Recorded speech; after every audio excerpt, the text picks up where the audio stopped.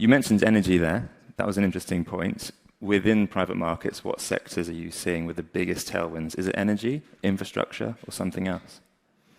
Well, infrastructure's had a real shot in the arm as well. It's a very interesting asset class. We have a very large business in that. Infrastructure changed. Used to be, sort of quite a low return business.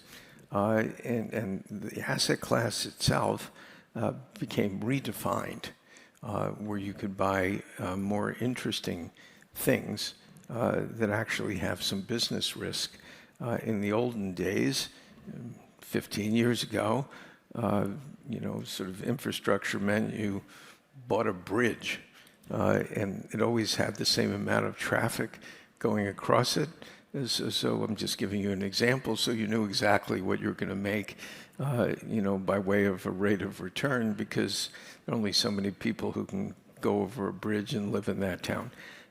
Now, infrastructure has been redefined. So, for example, we bought a company called Signature Aviation, which is a FBO, where you pick up your private plane, you get it filled with fuel and so forth, and that business has become a huge growth business after the pandemic, because people didn't want to take, if they were able not to, public, air, and so there's been a real huge increase in that. So an investment like that would be like really like a great private equity investment. So the rates of return on certain types of infrastructure have been really good. It's a pretty rapidly growing class. We did 2 huge deals in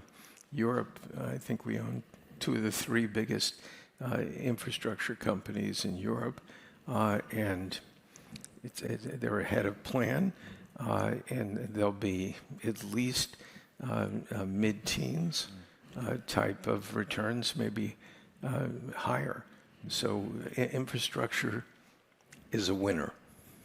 That's a good point to conclude that question on.